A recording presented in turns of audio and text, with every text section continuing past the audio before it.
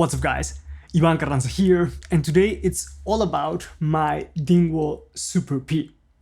I've had this bass for the last 4 years and I want to share with you my thoughts and opinions on it. I've used it in different scenarios in the studio, in a big studio, recording here at home, also on stage, big stages, small stages, clubs, festivals, different countries. And I just want to share with you how it has performed so far, what I like about it, the specs that it has, how the process of ordering was, and so on. I'm going to share with you some playing examples in different genres, and of course I'm going to play a little bit for you. But before we go into that, let me tell you that this is not a sponsored video. Nobody's paying me to make this video. Dingwall is not paying me to make this video. The only reason why you see the includes paid promotion tag is because I am a Dingwall artist and I have to put that tag because of that. So let's jump into playing examples and then I'm gonna show you and talk about the bass.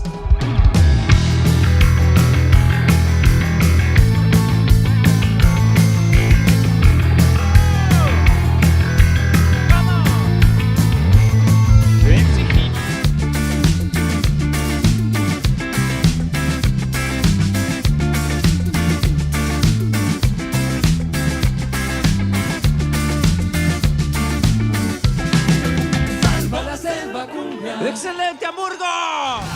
Nuestra mente inocente se vuelve transgénica. Siguen alimentando máquinas.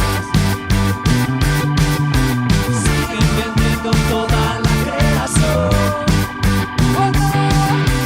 Todo el mundo pegado a su pantalla. ¡Abramos los ojos!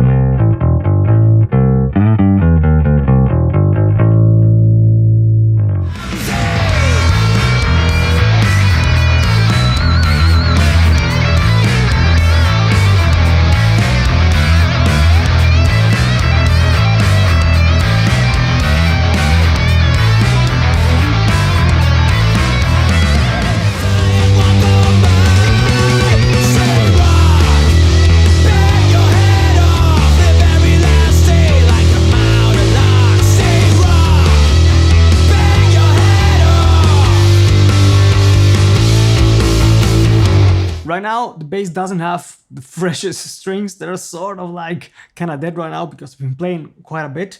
But you already heard how it sounds with really fresh, bright strings in different scenarios like rock and metal, and then our more Latin stuff. We've been playing on stage and so on. So I just want to demonstrate and talk a little bit about the tone here at home. So this is the bass with tone control fully open, and I'm going to be using the neck pickup.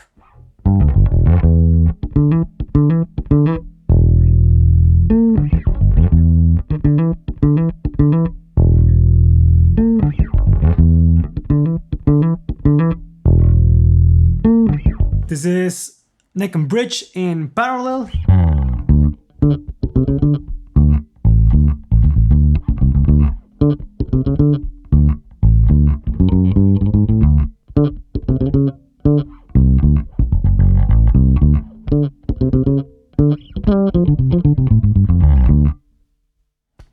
This is neck and bridge in series, which is a bit fatter.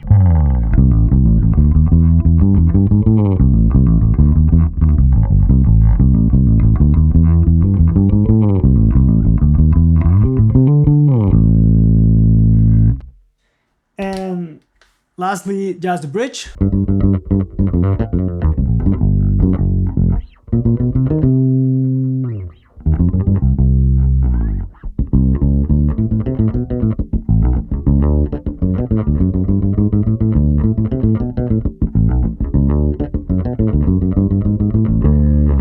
So as you can hear, just changing the pickup is already a super versatile bass. Truth be told, I use the neck pickup 95% of the time, like soloed. I rarely use the other ones, but they are usable as well. But what I like the most is how much the tone changes with just turning the tone control, which is to me the beauty of a P bass. You can get this really mid-range forward character with the tone control fully open, and if you have fresh strings, it does get really aggressive. And if you start rolling it down,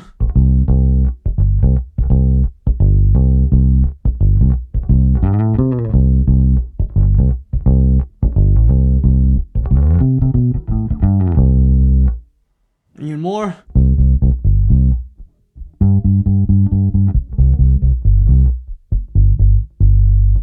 and all the way.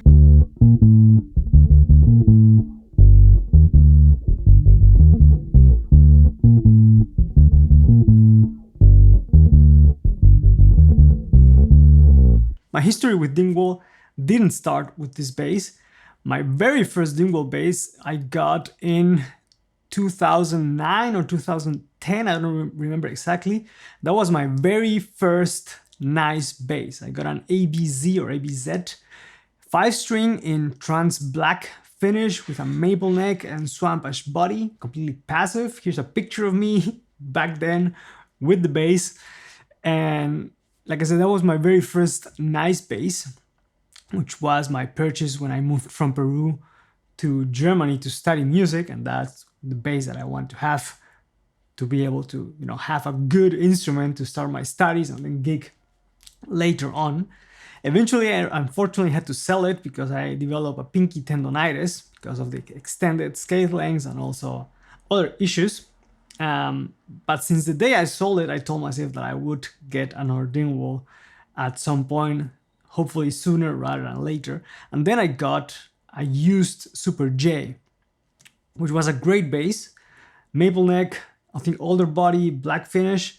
But since it was not a bass that I spec'd, I wasn't 100% happy with it because it didn't have like the finish that I wanted it to have, the looks in general, and the woods as well.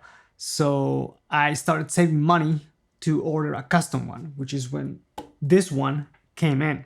I ordered this bass in late 2018, 2019, something like that. And I spec'd it with a swamp ash body because I just love how swamp ash looks like. Then a Wenge neck and fingerboard because I just really like how Wenge feels. And then I went for the PJ setup after talking to a few people on the Dingwall group on Facebook and also on TalkBass, and especially Rob Vanderloo from Epica. Back then he played his Super P quite a bit, and he mentioned that both pickups in series mode was his favorite setting, so I went for that. Now, if I were to order it again, I don't know if I would have gone with both pickups because I mostly use just the neck pickup, to be honest. I really just like how that pickup sounds, and that would have saved me maybe a bit of money, but still having some flexibility every now and then doesn't hurt. Other than that, I went also with side dot luminlace, which help a lot when you're on dark stages. And then this, for me at least, stunning natural to blackburst finish, which I really, really love.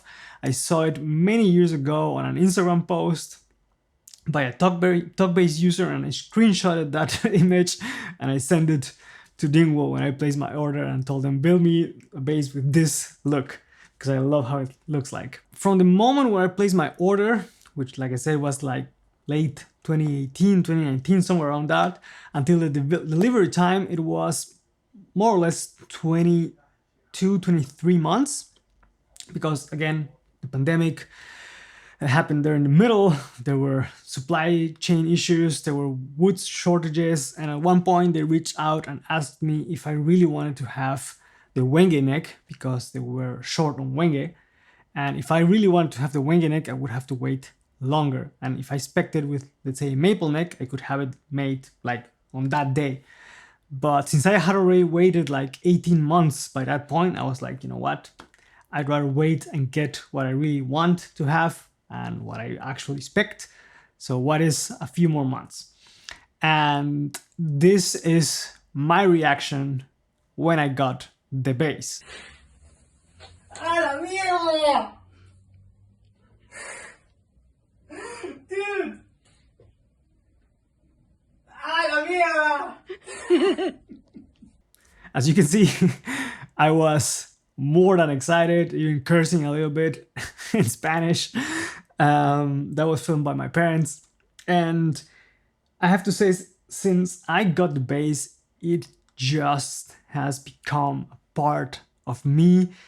It feels at home. I haven't had to adjust anything other than the truss rod a couple of times because of the change of season. Here in Germany, it gets pretty cold in the winter, and also then warmer, more humid in the summer as well.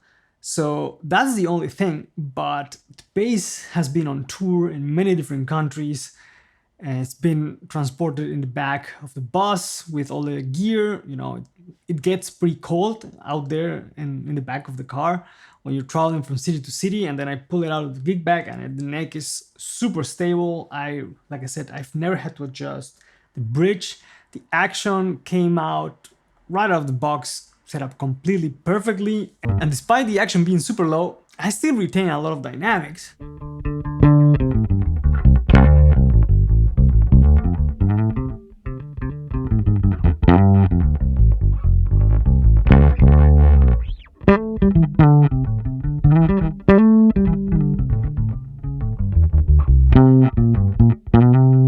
You know, I can play super soft, I can play louder, and the bass responds and reacts to my playing. And one of the things that I like the most is also how it responds and reacts. I don't know if it's because of the wangy neck, the combination with the body, or just the overall construction, because it does respond a bit differently than my Super J, for example, which is spec'd similarly, but that one has a roasted ash neck compared to the wangy neck. But this bass is super quick in the attack. Like the notes really jump out at you, even with the volume off. If I play, like the notes are super instant, like they really like jump at you. And I really, really like that about this bass because it's super punchy, it's super articulate, but it still sounds like a P bass. Especially since I changed the pickups to the new Alnico pickup that now Dingwall is making. That really changed the bass and gave it a whole new character, making it sound more vintagey, but still articulate and modern with a lot of definition, which is what I love about Dingwall basses. I mean, sometimes I avoid practicing on it because if I only practice on this bass, then playing my other basses gets too hard. So I usually practice on the other ones and then come back to this one, and then playing this one is just like a breeze because the action is so comfortable, just the response is super comfortable.